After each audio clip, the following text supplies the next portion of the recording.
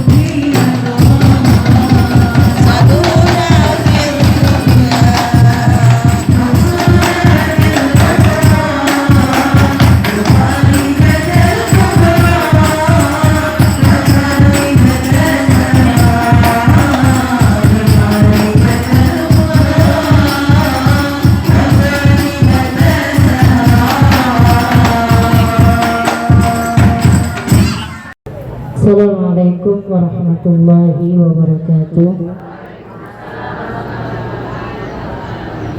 Alhamdulillahilladzi bi ni'matihi tatimmus shalihat.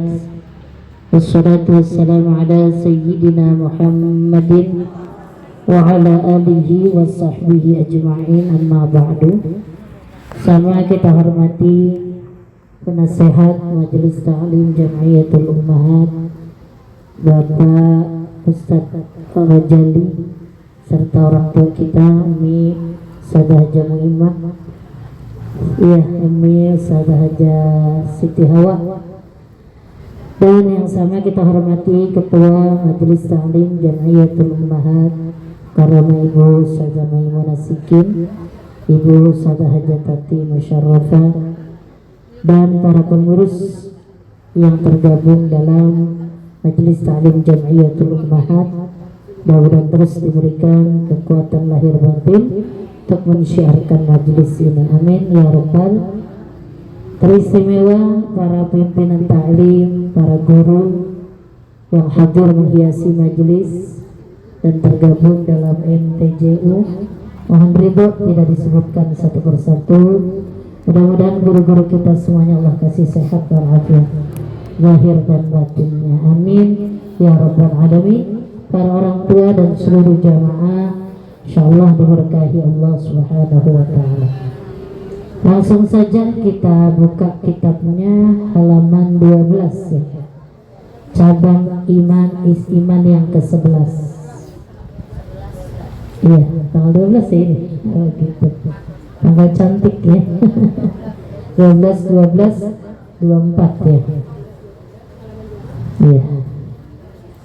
Baris ke berapa tuh? 9 ya dari atas.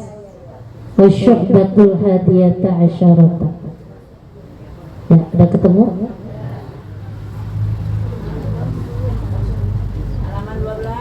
Ya, baris ke 9 dari atas.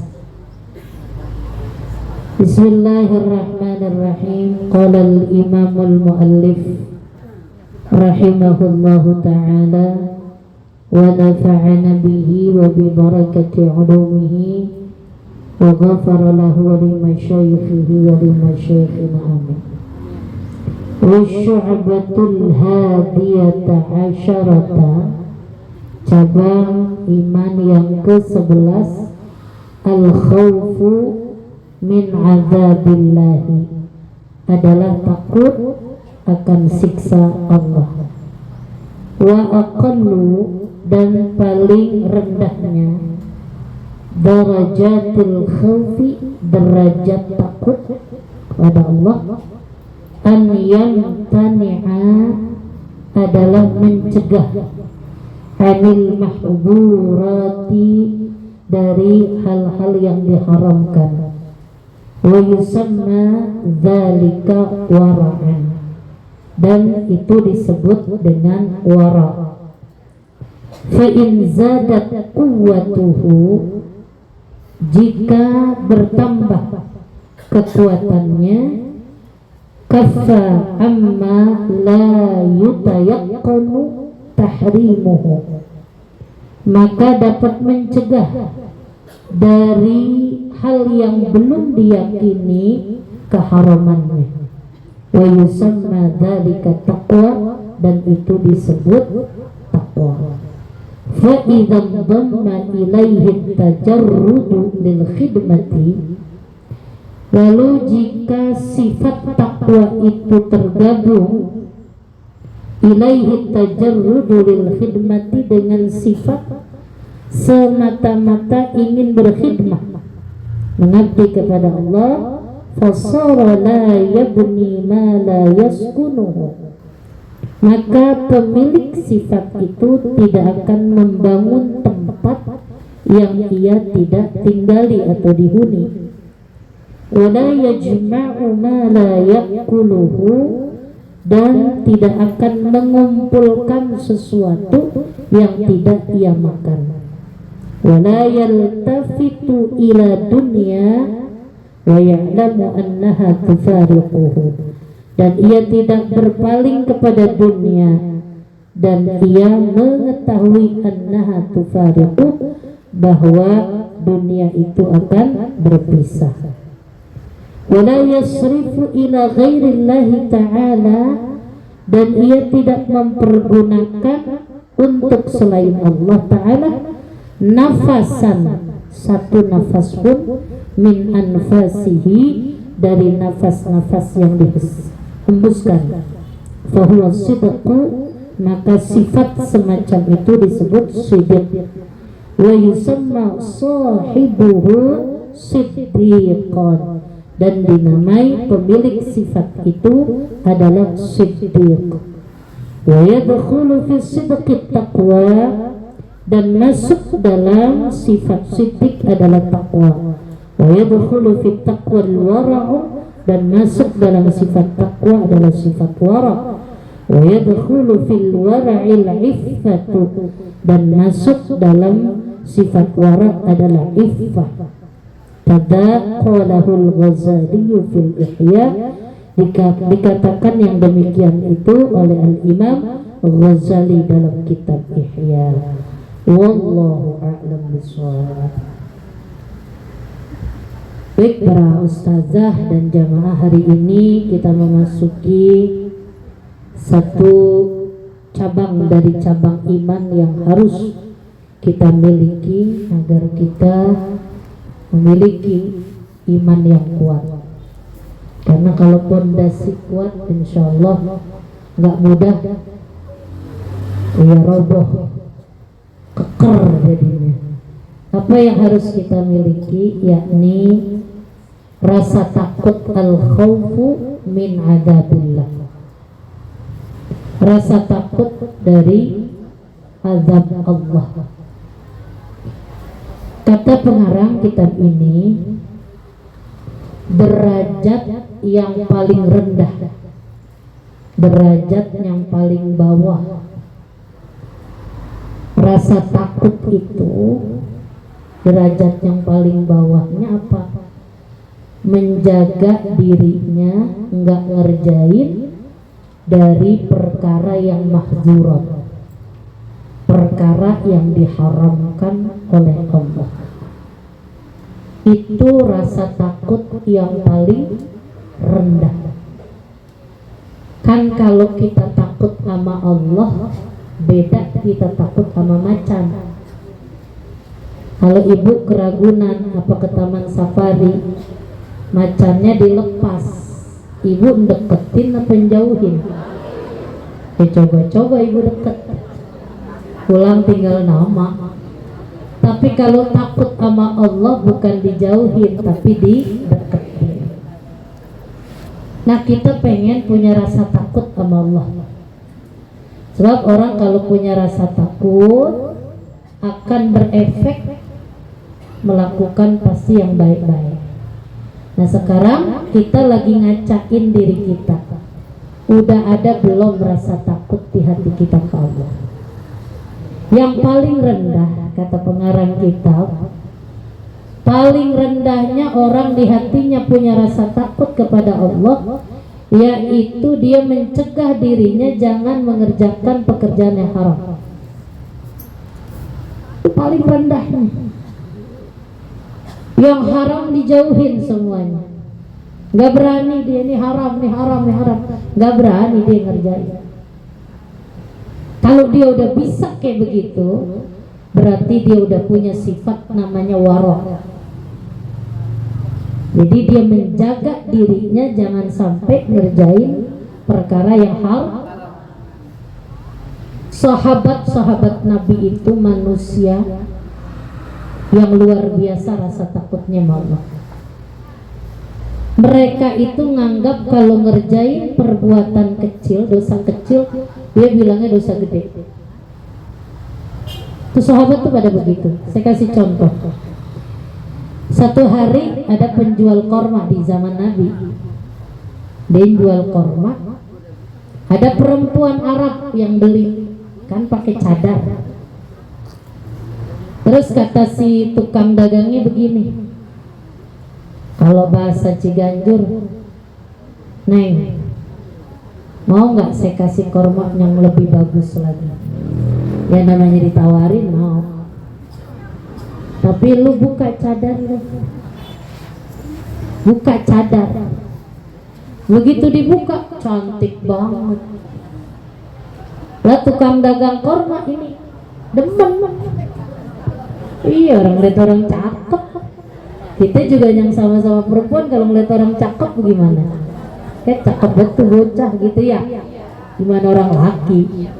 Cakep gini botoh ini bocah cakep. Dia nggak bisa nahan. Boleh nggak saya nyium dikit aja? Lah tuh bocah karena dijanjiin mau dikasih, dicium. Habis dia nyium, tuh tukang dagang korma melongo. Ya Allah, saya udah ngerjain perbuatan dosa gede. Dia bilangnya dosa gede, padahal kan nyium termasuk dosa kecil. Iya. Akhirnya apa? Dia langsung ngadep Nabi. Dia nangis. Orang laki yang dagang korma. Ya Rasulullah, saya habis ngerjain perbuatan dosa gede, kata dia gitu. Nabi nggak nanya dosanya apa enggak. Perbuatan dosa gede gimana caranya nih, saya mau tobat, saya takut diazab nanti. Nggak bisa nahan nafsunya soalnya tadi dia ngeliat orang cakep. Udah kata Nabi begini, yuk ngikut saya sholat jamaah. Diajak sama Nabi jamaah, sholat berjamaah zuhur. Begitu dia ngikut sholat jamaah sampai wirid, sampai doa rapi, dia nanya lagi, ya Rasulullah, bagaimana ini dosa saya? Nggak apa-apa, ada dikisos, minta dikisos. Kalau kisos kan kalau bunuh lagi. Kalau potong tangannya dipotong, iya begitu, seri gitu, ilmu seri. Saya kisos nggak apa-apa dah, saya rela. Saya udah ngerjain perbuatan dosa gede. Kalau para sahabat itu perbuatan dosa kecil tuh gede, itu menurut mereka. Mereka takut banget sama Allah, takut ntar hisab Allah berat. Akhirnya apa? Kata Nabi alaihi salatu wassalam, wahai fulan bin fulan, dosamu sudah diampuni nama Allah dengan kamu ikut sholat berjamaah, maka gugur sudah dosa, jangan diulangi lagi.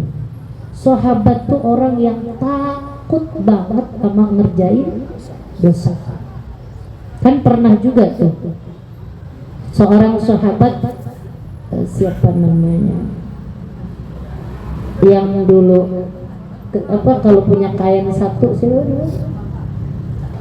kan, Sa'labah bin Khatib al-Ansari ya.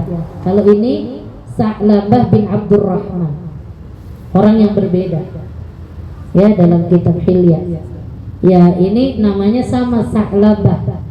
Kalau yang kainnya atuk, Sa'labah bin Khatib al-Ansari. Kalau ini Sa'labah bin Abdurrahman. Dikisahkan dia pulang ngaji, orangnya rajin ngaji. Begitu pulang ngelihat ada perempuan, angin di Madinah lagi kencang, roknya gamisnya kesingkat, kelihatan betisnya. Ngelihatnya nggak sengaja, orang di jalan di belakangan, otomatis angin gede keangkat, kelihatan betisnya. Saking takutnya dia, itu dosa kata dia. Langsung dia kabur bu, nyari bukit 40 hari 40 malam nggak ngaji-ngaji sama Nabi. Di sholat taubat aja, dia istighfar, dia ketakutan, takut Nabi ditegur sama Allah, turun ayat berkenaan dengan dia yang lihat betis perempuan, dia ketakutan, dosa. Akhirnya 40 hari 40 malam orang biasa ngaji sama Nabi dicari-cari. Begitu aja mah kalau duduk di depan mulu lagi. Beda sama kita, di depannya kudu disuruh. Akhirnya kata Nabi, kemana Sa'labah bin Abdurrahman? Kata para sahabat, nggak tahu ya Rasulullah, udah 40 hari loh dia kagak ngaji-ngaji. Nabi lagi nanya begitu, Jibril alaihissalam datang. Ya Rasulullah, Allah nitip salam kepadamu, yang kau cari ada di belakang bukit. Dia 40 hari 40 malam di situ. Akhirnya Nabi nyuruh sahabat jemput Sa'labah bin Abdurrahman. Begitu nyampe di depan Nabi, Nabi nanya, mana aja ente nggak ngaji-ngaji? Apa dia kata? Dunubi ya Rasulullah, saya malu dengan dosa saya ya Rasulullah. Saya takut Allah negur saya gara-gara lihat betis perempuan, padahal sengaja apa enggak? Nggak sengaja, orang angin. Akhirnya apa? Dia nangis saja. Kata Nabi Sa'labah, jika manusia melakukan dosa, andai sampai nyundul arasy sekalipun, kalau bertaubat pasti diampuni dosa. Dia tetap nangis, tetap nangis. Akhirnya kata Nabi, mau nggak kamu saya tunjukin satu bacaan yang kalau kau baca Allah akan ampunin dosa? Mau ya Rasul, apaan? Baca tuh banyak-banyak. Rabbana atina fid dunya hasanah wa fil akhirati hasanah wa qina adzabannar. Kata ibu, itu mau gua hafal di luar pala. Itu dari semenjak Nabi kasih dibaca aja, ya berhenti sampai dari siang sampai sore sampai malam sampai besoknya. Terus pagi-pagi Nabi didatengin Jibril alaihissalam lagi. Kata Jibril alaihissalam, ya Rasulullah, Allah titip salam sama engkau. Itu sahabat yang namanya Sa'labah bin Abdurrahman, dosanya udah diampuni nama Allah. Kata Nabi, panggil Sa'labahnya, panggil, pasti dia girang. Nabi sampein, langsung disujud, girang dia. Sujud dia gak bangun-bangun, lama banget. Kata Nabi, bangunin. Begitu dibangunin, ternyata innalillah wa inna ilaihi raji'un.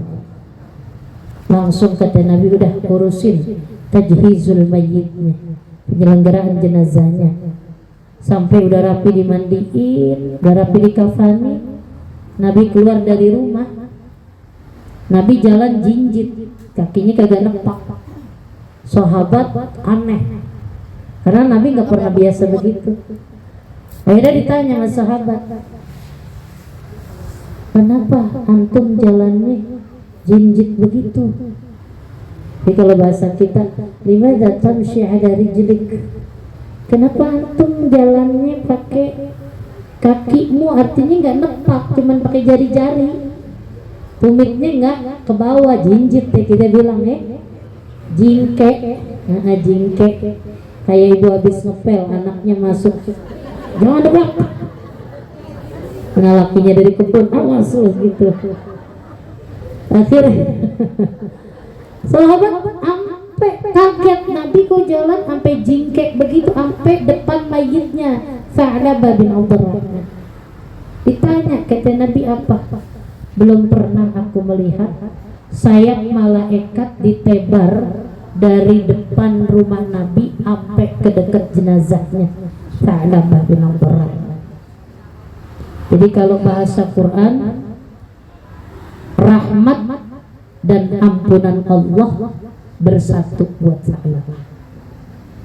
Itu namanya orang yang punya rasa takut, nggak ngeremehin dosa kecil. Dosa kecil nggak diremehin. Ketakutan dia yang kecil aja nggak diremehin, boro-boro dia ngerjain yang gede. Sebab menurut para sahabat yang kecil itu gede. Jadi sahabat tuh jaga banget dirinya jangan sampai mereka melakukan perbuatan yang dilarang oleh Allah. Sebab apa?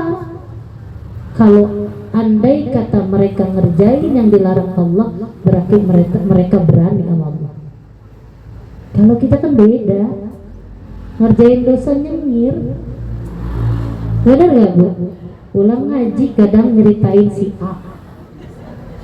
A diceritain, pulang ngaji sambil ketawa-ketawa makan bakso. Iya, ngomong kita gue heran tuh orang, kita ceritain, padahal pulang ngaji sambil makan kayak orang gak punya dosa. Kadang remehin kita, tibang dosa kecil, cuman ngomongin orang doang, itu mah udah biasa buat kita. Nganggap dosa itu biasa, ini musibah gede. Orang berarti kalau begitu sama dengan berani sama Allah. Saya ambil satu kisah lagi orang saleh, mudah-mudahan bisa jadi inspirasi buat kita biar kita punya rem pakem. Ada orang sahabatan, dua-duanya orang saleh. Sahabatnya yang satu tinggalnya ngontrak. Ngontrak kan, kalau yang namanya ngontrak seluruhnya punya yang ngontrakin. Benar gak Bu? Kita cuman tidur terus berteduh gitu ya, nempatin doang. Seluruhnya, temboknya, pintunya gitu ya, semuanya, jendelanya punya siapa? Yang ngontrakin, bukan punya kita kan? Berarti kita nggak boleh yang ngerusakin kan, punya dia. Dah, kita udah sepakat kalau orang ngontrak tuh tahu diri gitu kan, dia cuma numpang tidur dan sebagainya, nggak memiliki gitu. Satu hari temennya yang orang soleh juga datang ke rumahnya. Dia nulis surat. Zaman dulu kalau nulis surat kan pakai tinta. Biar tuh tintanya kering, dia pakein kan temboknya belum diaci tuh, berarti ada apanya? Iya, pasir-pasir gitu ya. Pasir-pasir tuh. Ya zaman dulu dah, rumah zaman dulu kan temboknya masih batako tuh kalau zaman dulu mah. Ya batako. Itu dia ambil pasir-pasirnya sama temennya tuh buat ngawurin tinta. Kagak banyak, sejumput. Apa itu sejumput? Semeter. Ya berapa banyaknya orang buat ngawurin surat aja biar tintanya nggak meleber. Jadi dia awurin biar, paham ya Bu, yang awurin tinta zaman dulu. Dia ambil tuh dari tembok. Ini yang ngontrak nangis kagak berhenti. Kata dia gini, ya Allah, saya udah bikin dosa. Itu teman saya ngambil pasir di temboknya punya rumah. Saya takut ya Allah, gara-gara itu dihisap. Ketakutan dia, karena kan bukan punya dia. Itu cuman pasir yang nemplok di tembok. Itu aja dia ketakutan, padahal yang ngambil juga bukan dia, temennya. Ya Allah, saya takut ya Allah. Berarti kan karena dia yang ngontrak di situ. Dia nangis nggak berhenti. Lihat itu. Orang-orang soleh, orang yang paham itu bukan hak dia, nggak berani. Gimana kalau orang ngambil tanah orang sejengkal? Itu Nabi udah kasih sinyal. Orang yang ngambil tanah sejengkal punya saudaranya. Siapapun punyanya sejengkal doang, dikalungin 7 lapis bumi ntar di lehernya. Kadang ngambil tanah orang beratus-ratus meter sampai hektaran yang nyengir, dia nggak ngerasa. Padahal itu pasir di tembok aja bahaya. Coba, nggak boleh kita hati-hati. Jadi kalau orang derajat khauf yang paling rendah itu tinggalin yang dilarang sama Allah, berarti kan itu ngambil hak orang. Bagaimana yang hektaran? Bagaimana yang jadi tukang jualan ngurangin takaran dan timbangan? Bagaimana kalau yang kemarin pilkada ngambil minyak?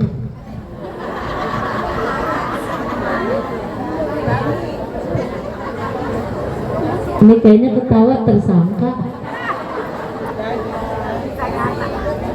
Iya, emang dalilnya dibagi, sebenarnya yang beli sih. Halo, beli sih saja 2.000. 2.000 itu namanya apa ya? Iya, namanya apa itu ya? Nggak, saya mau nanya ibu, biar saya jelas. Itu namanya apa ya? Sok? Yang disogok siapa? Yang nyogok? Bisa nanya dulu nih, nanya. Terus hukumnya apa? Haram. Yang kenceng ngomongnya. Yang sogok sama yang nyogok? Nah, tempatnya di mana? Udah tahu ya? Terus kenapa diambil? Katanya nggak nyogok itu mau ustazah. Kata siapa?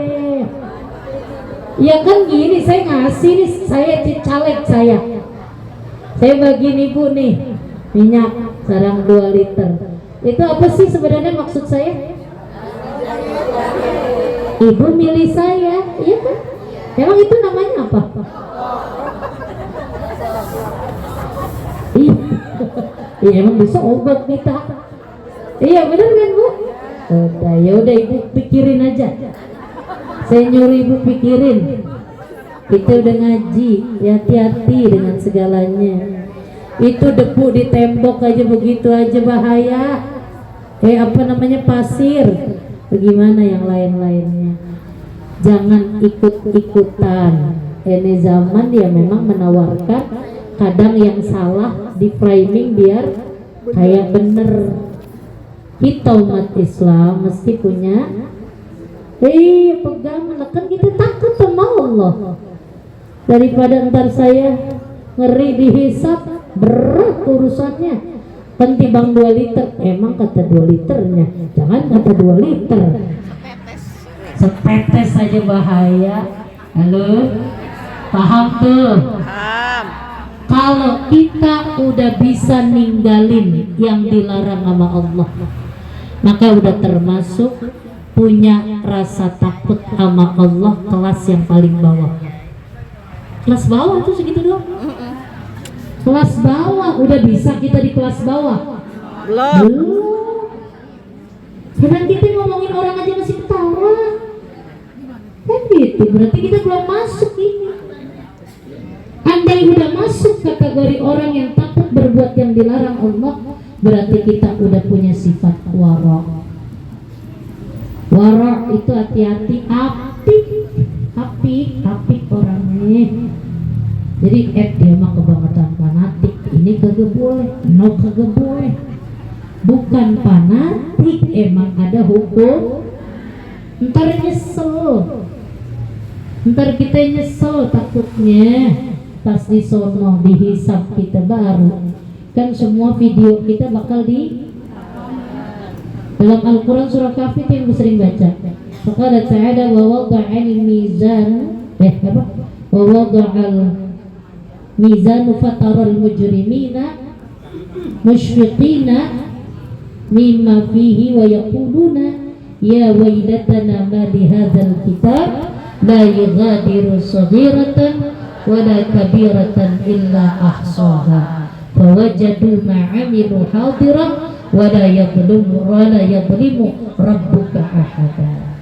Ntar begitu diletakin di timbangan amal, wow, dosa kita diputer ntar semua. Fatarul mujrimina, orang-orang berdosa baru pada ngeliat ntar. Ya wailatana ma li hadzal kitab, dikasih catatan kita nih tanggal sekian jam sekian hari anu nerima sogokan minyak 2 liter. Dia lagi la yughadiru saghiratan wala kabiratan illa ahsa. Dia baru sadar, dia kata gini, ya Allah, jangan yang gede yang kecil juga kecatat di sini semua di kitab ini. Enggak ada pun sedikit pun yang lupa dari pantauan Allah. Catat semua. Ya ustazah bagaimana ini? Mana saya mah tiga-tiganya dapat minyak semua kemarin.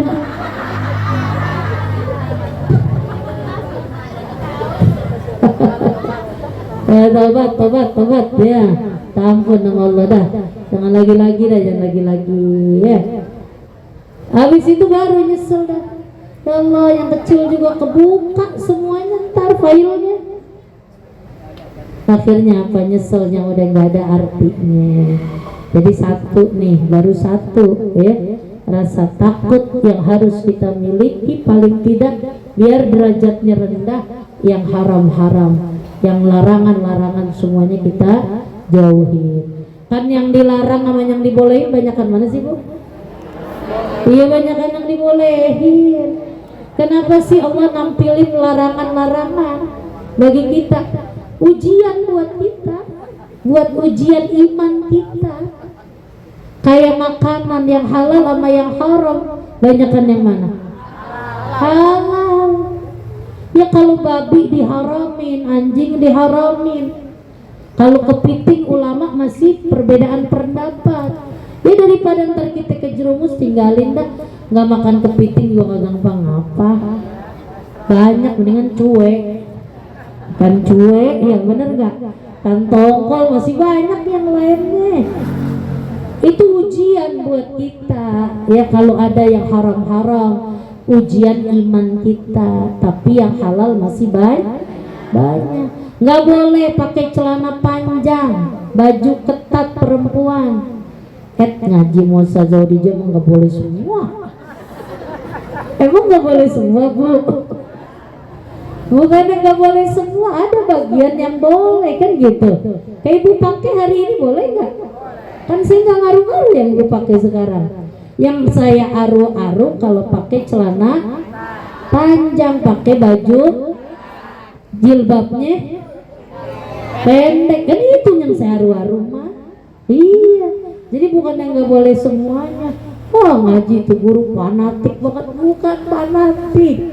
Kita nyampein hukum yang sebenarnya, sebab perempuan banyak di neraka kan gitu.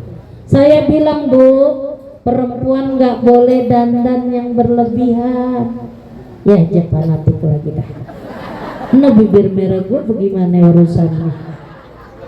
Nah gue bagaimana urusannya? Emang kagak boleh? Boleh bangga sih Bu? Nggak boleh, perempuan dandannya kudunya di depan siapa? Iya, kita kebalik. Giliran dalam rumah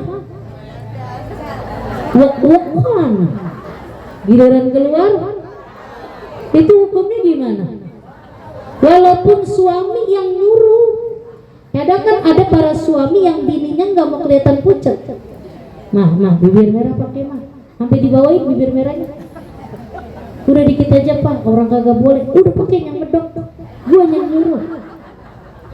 Ada nggak bu suami yang kayak gitu? Ada suami. Gua kagak mau kalau kelihatan pucat jalan malu, yang dandan yang menor. Kan suami saya ustazah yang nyuruh. Oke, suami ibu yang nyuruh, tapi Allah dan Rasulnya ngelarang. Tinggian mana Allah dan Rasulnya suami ibu? Iya, biar kata tuh suami rajin ibadah, tapi kalau lempengan hukum Allah dan Rasulnya diterjak sama dia nggak bisa. Begitu biar kata suaminya, gue beliin dah mah bibir merah yang 2 juta. Ini yang 2 juta yang bagaimana ya? Yang ibu makan apa aja kagak luntur. Kalau bibir merah saya mah ketiup angin begitu pergi. Jadi begitu bu. Jadi manakala hukum Allah tabrakan dengan hukum manusia, kalahin hukum manusia. Allah dan Rasulnya hukumnya itu namanya tingkat khauf yang paling rendah. Luar biasa tuh bu.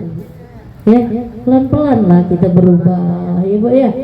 Jadi apa aja yang diharamkan, bukan fanatik, bukan. Emang udah waktunya berubah semua kita. Dandanan kita, yang di muka, pakaian kita rubah. Gaya kita bergaul juga. Kalau taksiran jerumusin kita tinggalin. Kerjaannya jalan mulu kagak jelas. Makan di saung nok, makan saung nok. Kalau kata dia sama Besti, kalau bahasa Betawi apa gares apa ya? Jelek juga gares. Kalau nggak ada manfaat, emang apa? Pertarikan nafas ibu nanti bakal dihisap. Bentar di bagian bawah yang tinggi. Pertarikan nafas kita bakal dihisap semuanya. Jadi daripada kita buang waktu percuma, mendingan kita manfaatin dalam kebaikan. Amin ya Rabbal. Ini saya baru ngomongin satu loh bu, belum tingkat kedua, belum tingkat pertama, itu baru tingkat ketiga. Insya Allah masih ketemu ya tahun depan ya. Betul. Berarti masih ketemu tahun depan. Insya Allah kita lanjutin ya, tingkat kedua sama tingkat pertama. Itu tingkat ketiga itu. Jadi saya simpulkan tingkat pertama, tingkat ketiga apa bu? Rasa takut kepada Allah itu yang paling rendah derajatnya, menjaga diri kita dari perkara yang haram ya bu ya. Jangan sembarangan, biar duit seperak juga jangan diambil kalau bukan hak kita. Hati-hati ya.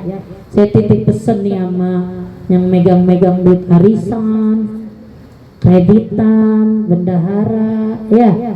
Jangan kasih pinjam orang kalau tanpa seizin orang banyak. Kalau itu organisasi kan ya. Kalau organisasi uangnya berarti atas nama organisasi, berarti kumpulan orang banyak. Jangan main berdua-berdua aja. Udah deh kata Ustazalina, saya jarang cerita berdua. Nggak bisa begitu. Nggak bisa. Tadi kagak bayar dah kita yang iya, itu aja saya titip pesan ya. Jangan suka menghalalkan yang udah diharamkan sama Allah. Mudah-mudahan baik. Iya, sedih-sedih ya. Iya. Kalau mau pakai duit kita, jangan pakai duit organisasi gitu. Baik Ibu, satu pertanyaan aja kalau dia mau nanya. Satu pelit banget. Ini kan dikit lagi mau puasa.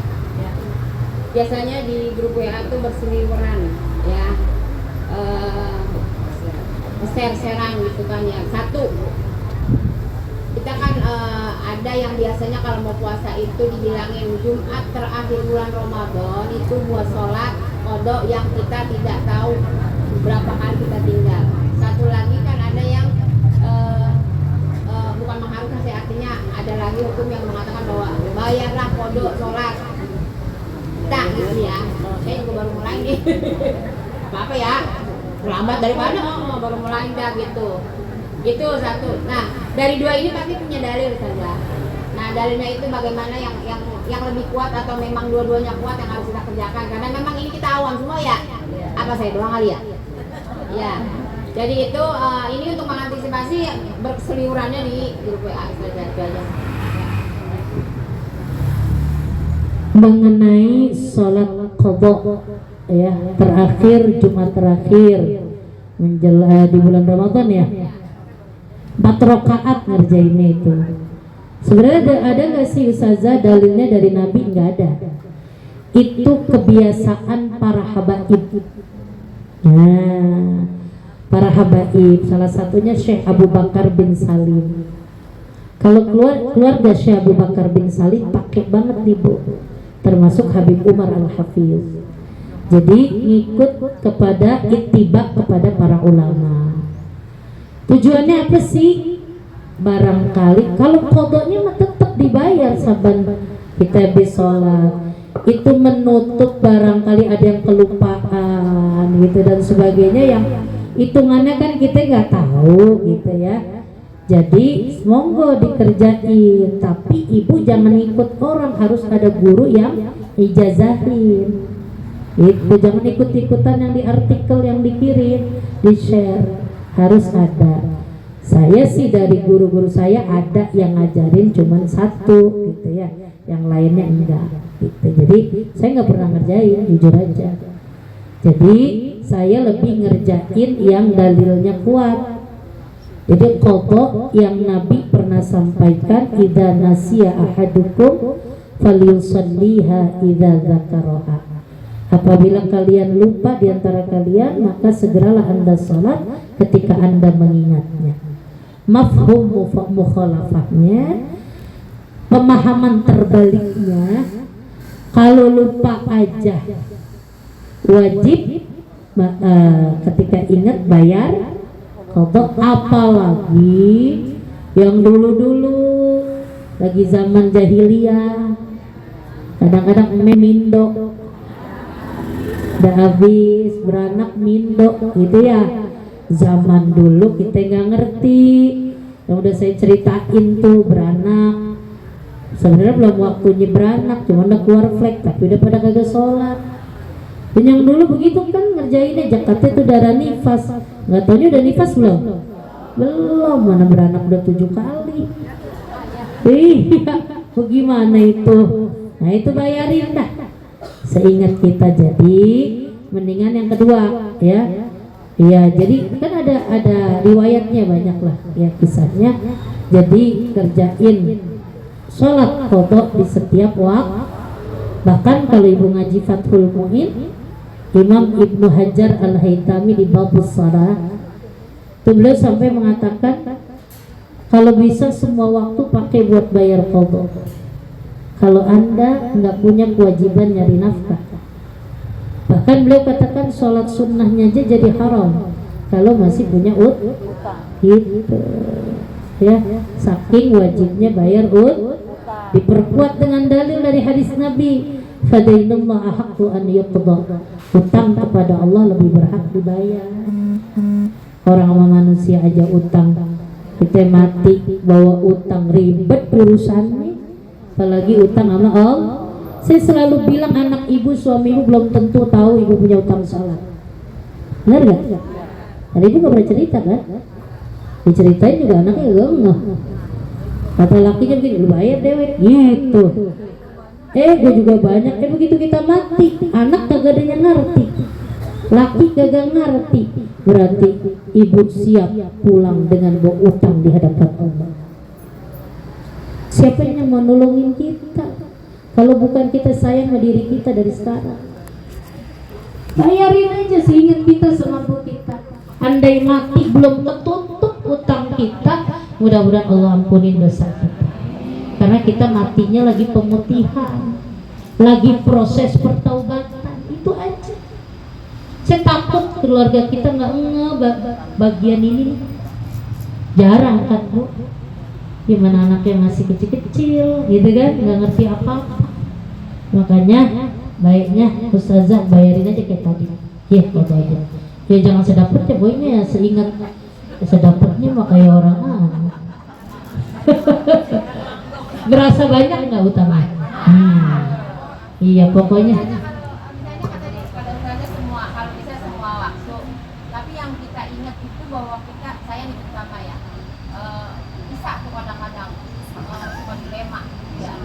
Itu kan suka kepikiran banyak juga. Kalau kita kerjakan bisanya aja nggak apa-apa. Misalnya yang kalau yang lain mah tembrak-tembrak. Nah, udah dirutinin aja.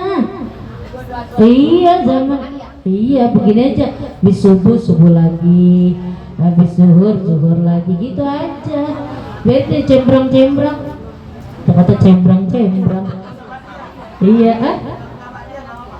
Emang kalau Imam Ibnu Hajar Al-Haytami nggak boleh ba'diyah, qobliyah, sunah-sunah kalau masih punya Gini dah.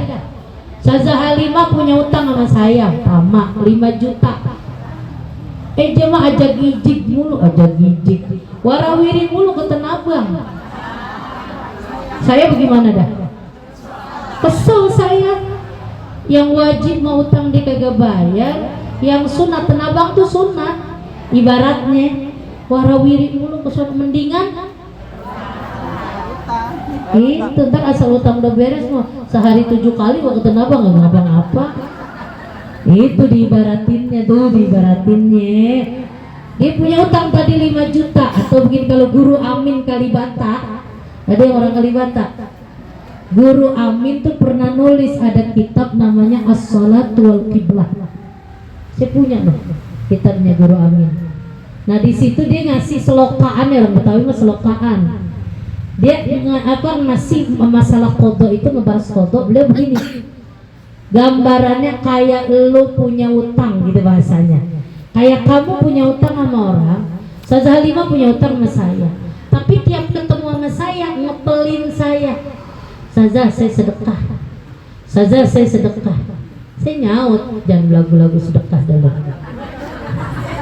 Mendingan lu niatin buat bayar utang, bener gak Bu? Kalau dia setiap ketemu saya sedekah mulu, utangnya kebayar nggak? Enggak, mendingan setiap ngepelin niatin bayar utang, jadi ntar utangnya beres begitu, paham deh tuh? Selokannya begitu tuh kalau guru Amin ya, utang mulu bayar. Saya pernah diajarin sama guru, kata dia sholat kodok setiap habis maghrib ngerjain 2 rakaat, surahnya ayat 21 sama Qul 3. Kata dia itu udah kebayang semua. Pokoknya banyak lah gitu. Kayaknya udah 20 tahun yang lalu udah kebayang. Saya kata ya, saya mah namanya guru ngajarnya. Saya kerjain gitu ya, Iya. Belum kaci. Utangnya belum bayar. Iya, itu jadi kodok mah begitu caranya. Ya iyalah, orang utangnya 100.000 masa bayar 50.000. Hah? Apaan berapaan? Oh dia, iya itu mah tiap maghrib doang dia mah. Iya tiap maghrib doang. 20 enak ya.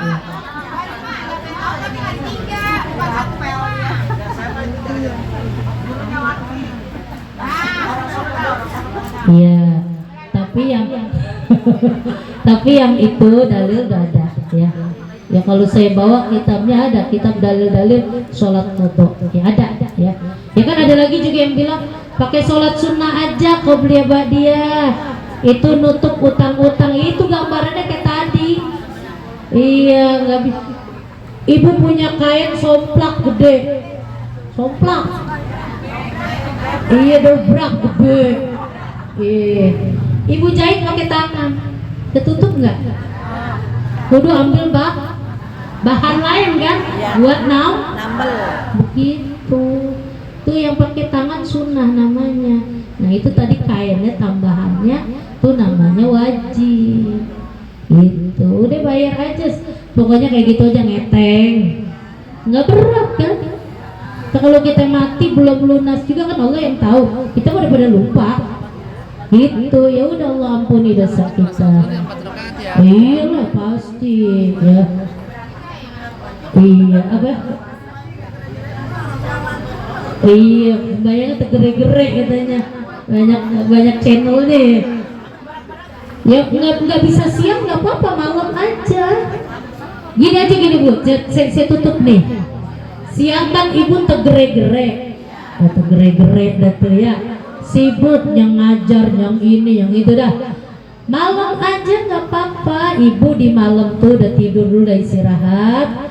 Malam bangun dah jam berapa? Jam 3. Sholat dulu dah, mulai dari mana? Subuh dulu.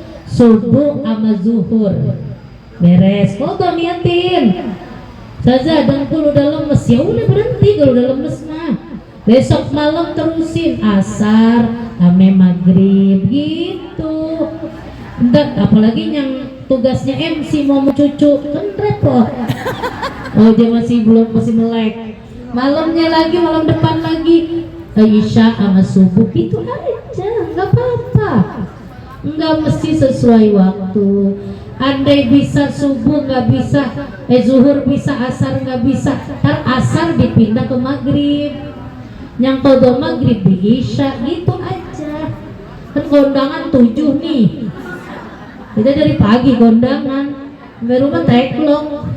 Bisa malam sekali doang nggak apa-apa, ntar malam berikutnya gitu. Yang penting bayar. Baik, boleh nggak apa-apa semua. Oh saya mau dari subuh sampai isya, monggo. Kalau kakinya dah paham tuh ya, dah ini aja. Tahajud dulu kan, kalau ngikutin Imam Ibnu Hajar mah nggak usah sholat sunnah nih.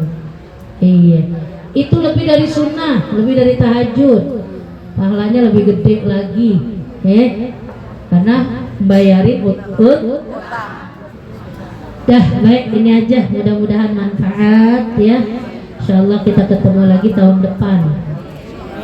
Ngaji lagi kok untuk ya. Ya. Baik Ibu ya, selamat menutup tahun dengan berbagai kebaikan. Semoga mengawali tahun juga banyak kebaikan. Wallahu a'lam bishawab. Billahi taufiq wal hidayah. Assalamualaikum warahmatullahi wabarakatuh. نتوسل بالحبابة والبتول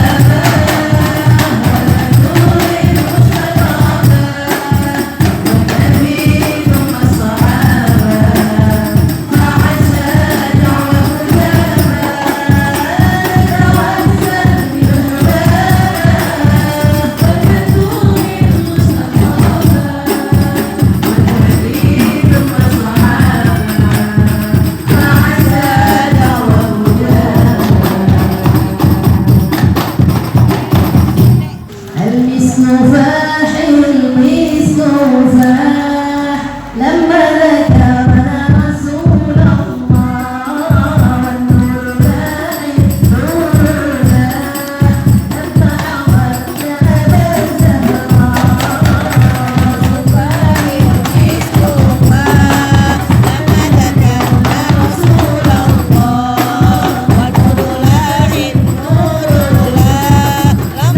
حضرنا